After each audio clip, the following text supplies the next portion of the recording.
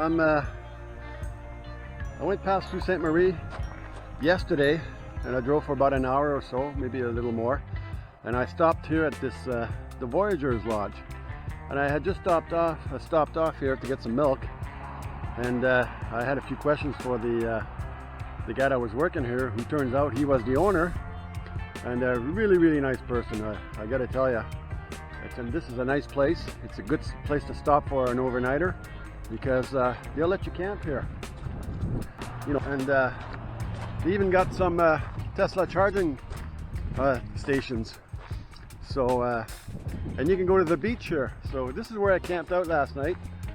He said I could stay here, and you know, there's room for what, 4, 5, 6 RVs maybe, depending on the size. But it was awesome. It's near the road. You can hear some trucks on and off, but hey, I was so beat. I had a good sleep anyways. So the plan is right now, I'm gonna go inside and see what they have, because the owner said he'll let me sleep here. But you know, out of courtesy, I think you should buy something. So here we go. Quite a few people here already. And here's Lake Superior. It's a huge lake. I think that's the biggest, I think, yeah, it is the biggest freshwater lake in North America anyways. I think in the world it's probably in the top 3, I'm not quite sure. But there you go, the Voyageurs Lodge. Awesome, they got some little chairs here. You can sit and relax. Kind of breezy today, so we're still in April, remember? And they have cabins or rooms. And look at this place. Pretty well maintained. So anyways, I'll let you go on that, and we'll see you later.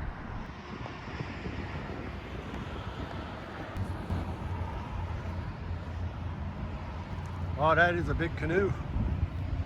I think the Voyageurs, it's a type of Voyageur canoe, or First Nations, I'm not quite sure.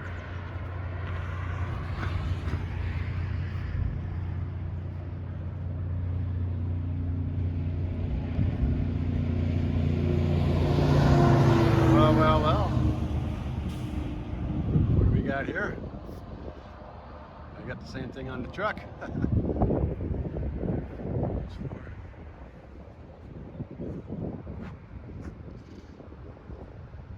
That's pretty neat.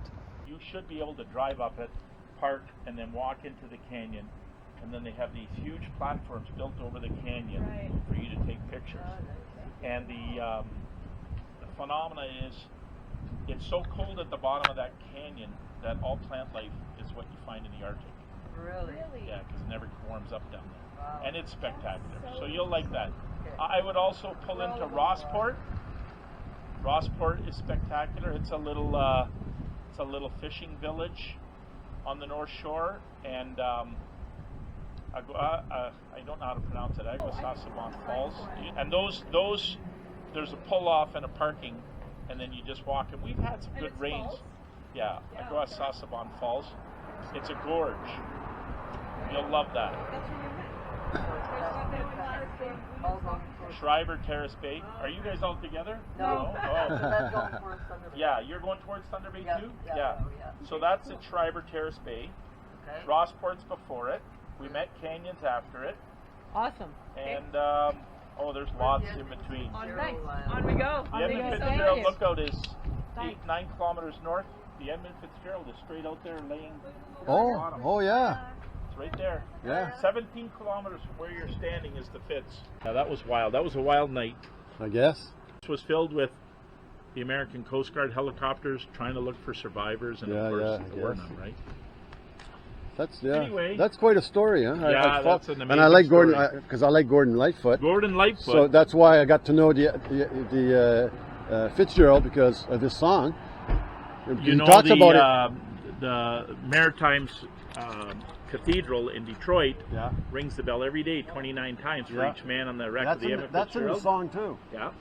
When Gordon died, that day they rang it 30 times in memory of him. Wow, that is really awesome, huh? Pretty cool. Yeah. Hi, folks. Hi. How are you doing? Good. What's your name, sir, again? My name is Frank O'Connor. Francis. Francis O'Connor, the owner of this beautiful place. Yeah. All right.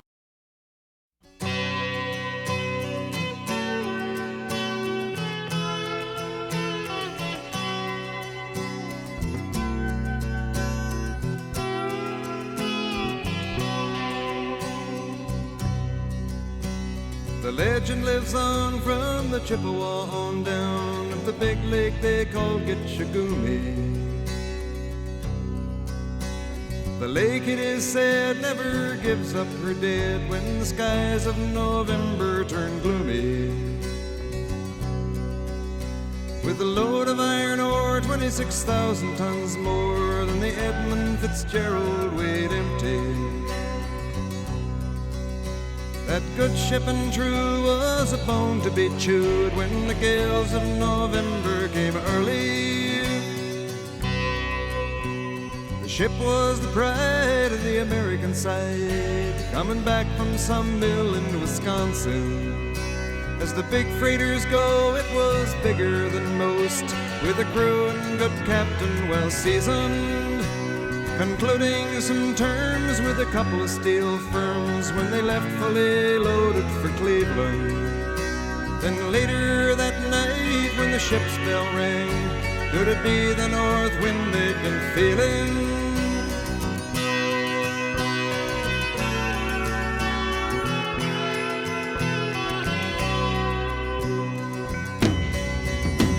The wind in the wires made a tattletale sound, and the wave broke over the railing. And every man knew, as the captain did too, 'twas the witch of November come stealing. The dawn came late and the breakfast had to wait when the gales of November came slashing. When afternoon came, it was freezing rain in the face of a hurricane west wind.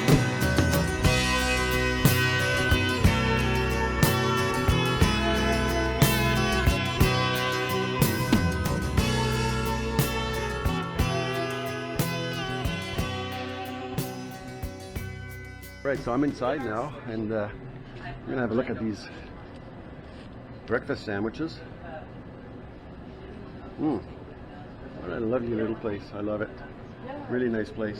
How you doing? I'll have the toasted Western ham. Toasted Western? Yeah, please.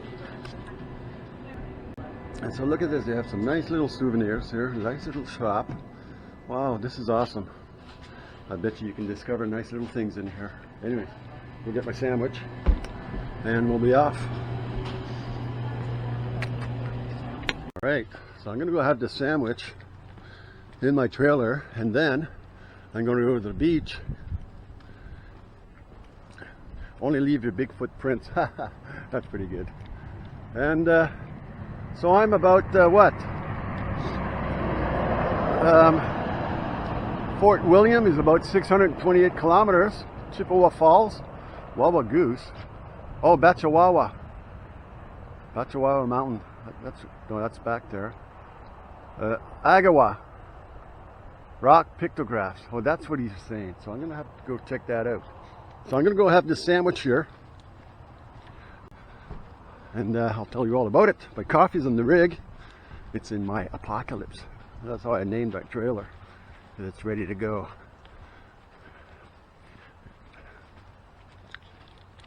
It's a 10-minute notice evacuation trailer. You can tell I was in the military. Bug out kits and stuff.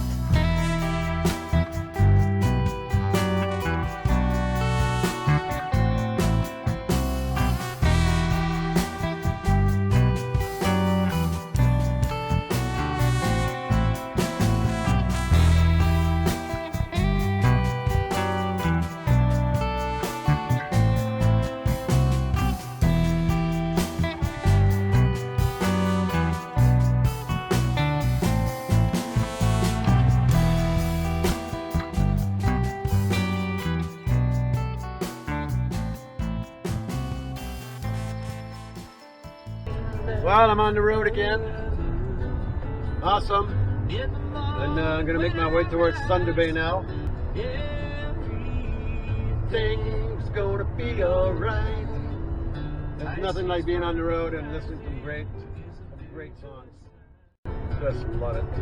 Freedom on the road, I love it. You never know what's around the next bend, the next corner.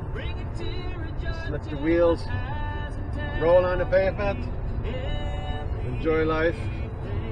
There's no stress here. There's no going at 120 kilometers an hour. It's 90, 95, 100 max. Taking it easy on the truck and the trailer. And especially taking it easy on me. Because there's no use stressing on the road. It's not fun. Nope. Whoa, big bump here. Wow. That's what I gotta watch out for. I try to make sure everything in the trailer is all secured, but man, some of these bumps can make things fly around, although I do my best. Man, I thought that was a bear.